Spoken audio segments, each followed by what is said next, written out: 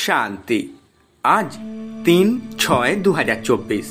প্রাতমুরলি ওম শান্তি বাপদাদা মধুবন। বাবা বলছেন, মিষ্টি বাচ্চারা, বিশ্বের মালিক যিনি বানান সেই বাবাকে অত্যন্ত প্রেমের সাথে, আগ্রহের সাথে স্মরণ করো। স্মরণের দ্বারাই তোমরা শতপ্রধান হবে। প্রশ্ন: এমন কোন বিষয়টির প্রতি সম্পূর্ণ মনোযোগী হলে তবেই বুদ্ধির কপাট বা দরজা খুলে যাবে? উত্তরে বাবা খুব সুন্দর করে আমাদের সকল আত্মাদের বোঝাচ্ছেন। বাবা বলছেন, পড়ার প্রতি সম্পূর্ণ মনোযোগী হলে তবেই বুদ্ধির কপাট খুলে যাবে। ভগবান পড়ান, তাই কখনো পড়া মিস করা উচিত নয়।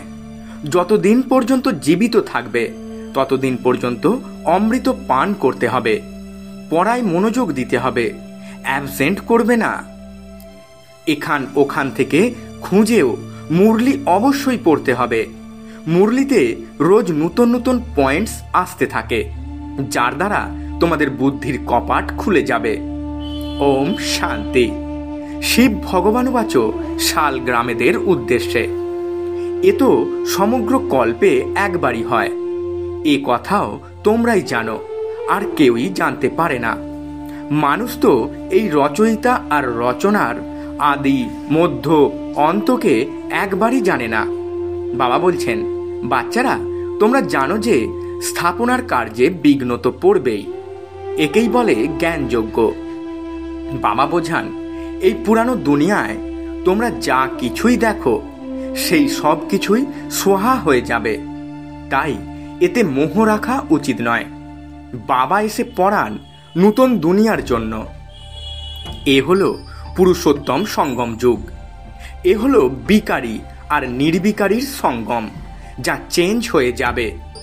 নূতন দুনিয়াকে বলা হয় নির্বিকারী দুনিয়া। আদি সনাতন দেবী দেবতার ধর্মই ছিল। এ তো বাচ্চারা জানে যে পয়েন্টস বুঝতে হবে। বাবা রাত দিন বলতে থাকেন, বাচ্চারা, তোমাদেরকে অতি রহস্যময় কথা শোনাই। যতক্ষণ পর্যন্ত বাবা রয়েছেন ততক্ষণ পর্যন্ত পড়াশোনা চলতেই থাকবে, তারপর পড়া বন্ধ হয়ে যাবে। এই কথা তোমরা ব্যতীত আর কেউই জানে না। তোমাদের মধ্যেও নম্বরের ক্রমানুসারে রয়েছে, যা আবার বাপ দাদাই জানেন। কতজনের পতন হয়, কত কষ্ট হয়। এমনও নয় যে সকলে সদাই পবিত্র হয়ে থাকতে পারে। পবিত্র না থাকলে আবার সাজা ভোগ করতে হয়। মালার দানার পাস উইথ অনার্স হয়, আবার প্রজাও হয়। এ হলো খুব ভালোভাবে বোঝার মতন বিষয়। তোমরা যদি কাউকে বোঝাও, তখন কি সে বুঝতে পারবে? না, পারবে না, সময় লাগে। তাও আবার বাবা যতখানি বোঝাতে পারেন তোমরা ততখানি পারো না। রিপোর্টস ইত্যাদি যা আসে সেসব তো বাবাই জানেন যে অমুকে বিকারে পতিত হয়েছে, এই হয়েছে। নাম তো বলতে পারবে না। নাম বলে দিলে তো আবার তার সঙ্গে কেউ কথা বলতে পছন্দ করবে না।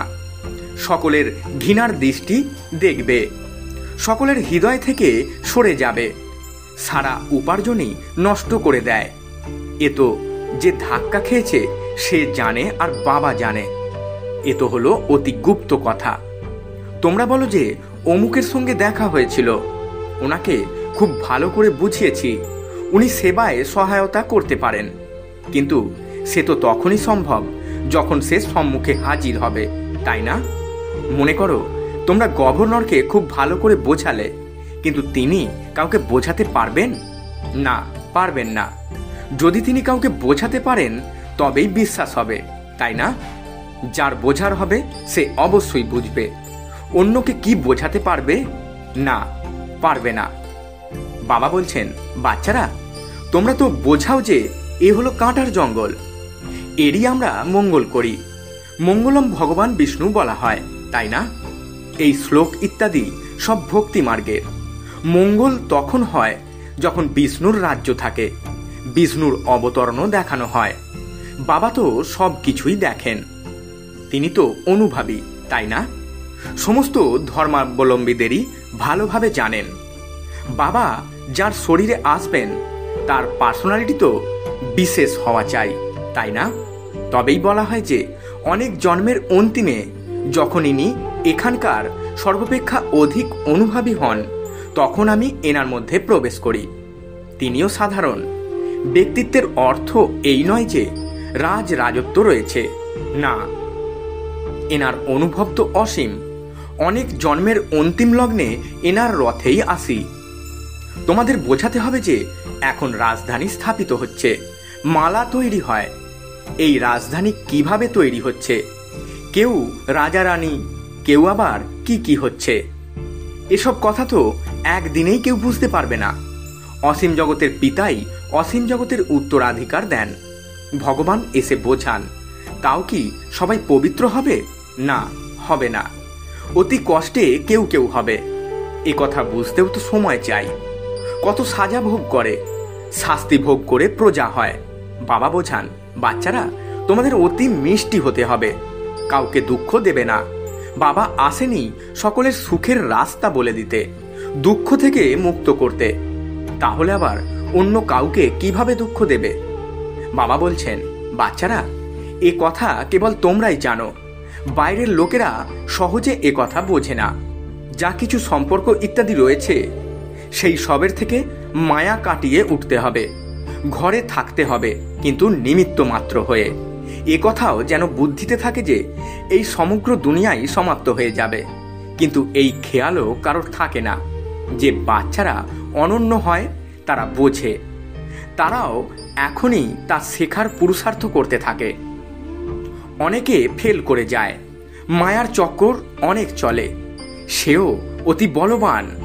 কিন্তু এই কথা কি আর কেউ বোঝাতে পারবে? না, বোঝাতে পারবে না। তোমাদের কাছে আসে, বুঝতে চায় এখানে কি হয়, এতে রিপোর্টস ইত্যাদি কেন আসে। এইসব লোকেদের আবার বদলি হতে থাকে, কিন্তু তখন আবার একজনকে বসে বোঝাতে হয়।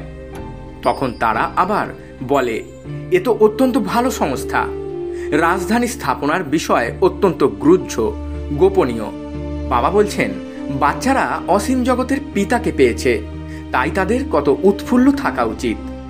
আমরা বিশ্বের মালিক অর্থাৎ দেবতা হতে চলেছি, তাই আমাদের মধ্যে অবশ্যই দৈবী গুণ থাকা উচিত। এইম অবজেক্ট তো সম্মুখেই রয়েছে। এনারা হলেন নূতন দুনিয়ার মালিক। এ কথা তোমরাই বোঝো। আমরা পড়ি, অসীম জগতের বাবা যিনি নলেজফুল, তিনি আমাদের পড়ান। আমরা এই নলেজ পাই অমরপুরী বা হেভেনে যাওয়ার জন্য। আসবে তারাই যারা প্রতি কল্পে রাজত্ব নিয়েছে। পূর্বকল্পের মতোই আমরা আমাদের রাজধানী স্থাপন করছি। এই মালা তৈরি হচ্ছে নম্বরের ক্রমানুসারে। যেমন স্কুলেও যারা ভালো মতন পড়াশোনা করে তারা স্কলারশিপ পায়, তাই না? ওসব হলো পার্থিব জগতের কথা, আর তোমাদের কথা হলো অসীম জগতের। তোমরা যারা বাবার সহায়তাকারী হও তারাই উচ্চ পদ লাভ করো। বাস্তবে তো সহায়তা নিজেকেই করতে হবে, পবিত্র হতে হবে। শতপ্রধান ছিলে, পুনরায় অবশ্যই তা হতে হবে। বাবাকে স্মরণ করতে হবে। উঠতে বসতে চলতে ফিরতে বাবাকে স্মরণ করতে পারো। যে পিতা আমাদের বিশ্বের মালিক বানান, তাকে অতি প্রেমপূর্ণভাবে অত্যন্ত আগ্রহের সাথে স্মরণ করতে হবে। কিন্তু মায়া ছাড়ে না, অনেক প্রকারের ভিন্ন ভিন্ন রকমের রিপোর্টস লেখে। বাবা আমাদের মায়ার বিকল্প অনেক আসে।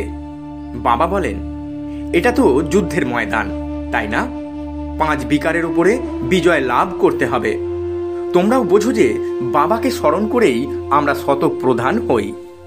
বাবা এসে বোঝান, কিন্তু ভক্তিমার্গের লোকেরা কেউই জানে না। এ হলো পড়া। বাবা বলেন, তোমরা পবিত্র কিভাবে হবে? তোমরা পবিত্র ছিলে, আবার হতে হবে। দেবতারা তো পবিত্র, তাই না? বাচ্চারা তো জানে আমরা হলাম স্টুডেন্ট, এখন পড়ছি, ভবিষ্যতে আবার সূর্যবংশীয় রাজত্বে আসব। তার জন্য পুরুষার্থ ভালোভাবে করতে হবে। সবকিছু মার্কসের উপরেই নির্ভর করে। যুদ্ধের ময়দানে পরাজিত হলে চন্দ্রবংশীতে চলে যাবে। ওরা আবার যুদ্ধের কথা শুনে তীর ধনুক ইত্যাদি দিয়ে দিয়েছে। ওখানে কি বাহুবলের লড়াই ছিল যে তারা তীর কামান ইত্যাদি প্রয়োগ করেছিল? এমন কোনো কিছুই নেই। পূর্বে তীর ধনুক নিয়ে লড়াই চলত, এই সময় পর্যন্ত তার চিহ্ন রয়েছে। কেউ কেউ তো তীর চালনায় অতি দক্ষ। এখন এই জ্ঞানে তো লড়াই ইত্যাদির কোনো কথা নেই। তোমরা জানো যে শিব বাবা হলেন জ্ঞানের সাগর, যার কাছ থেকে আমরা এই পদ প্রাপ্ত করি। এখন বাবা বলছেন যে দেহসহ দেহের সর্ব সম্বন্ধগুলির থেকে মোহ সরিয়ে দাও। এই সবই হলো পুরানো। নতুন দুনিয়ায় ছিল সূর্যবংশী, গোল্ডেন এজ ভারত। ভারতের নামের কত খ্যাতি ছিল। প্রাচীন যোগ কবে আর কে শিখিয়েছে এ কথা কারোরই জানা নেই, যতক্ষণ পর্যন্ত না স্বয়ং ঈশ্বর এসে বোঝান। এ হলো নতুন জিনিস। প্রতি কল্পে যা হয়ে এসেছে তাই পুনরায় রিপিট হবে, এর কোনো তফাৎ হতে পারে না। বাবা বলেন, এখন এই অন্তিম জন্ম পবিত্র থাকলে পরে 21 জন্ম পর্যন্ত তোমরা কখনো অপবিত্র হবে না। বাবা কত ভালোভাবে বোঝান। তাও সকলেই কি এক রস হয়ে পড়া করে? না, পড়ে না। রাত দিনের পার্থক্য। আসে পড়ার জন্য, কিন্তু একটু পড়েই পালিয়ে যায়।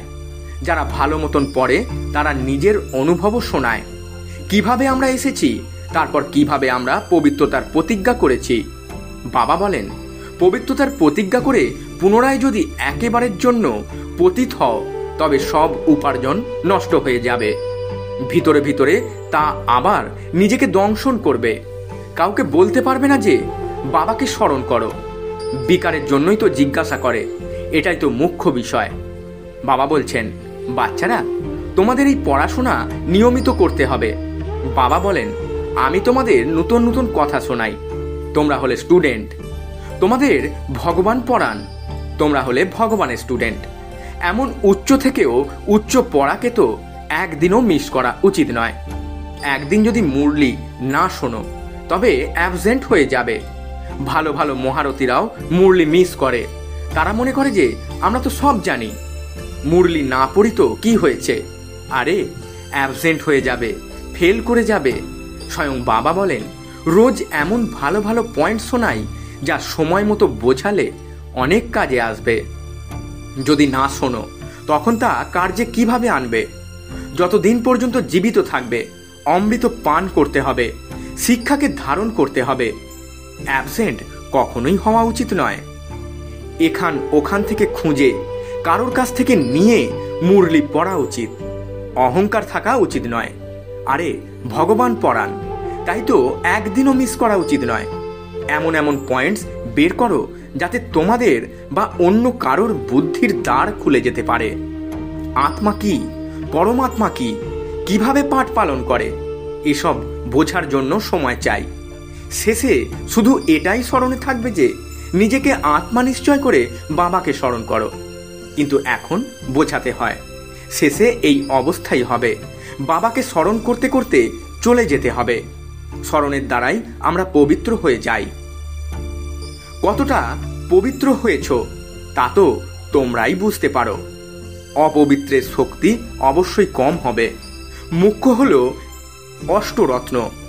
যারা পাস উইথ অনার হবে তারা কোনো সাজা ভোগ করে না। এ হলো অতি সূক্ষ্ম বিষয়ের কথা। এই পড়া তো কত উচ্চ। কখনো এর স্বপ্নও ছিল না যে আমরা দেবতা হতে পারি। বাবাকে স্মরণ করেই তোমরা পদ্মগুণ সৌভাগ্যশালী হয়ে যাও। এর কাছে তো এইসব কাজকর্ম ইত্যাদির কোনো কিছুই কোনো কাজের নয়। কোনো জিনিসই কার্যে আসবে না, তবুও তো করতেই হবে। এ কথা কখনোই খেয়ালে আসা উচিত নয় যে আমরা শিব বাবাকে দিই। আরে তোমরা তো পদ্মাপদমপতি হও। দেওয়ার কথা স্মরণে এলে তখন তার শক্তি কম হয়ে যায়।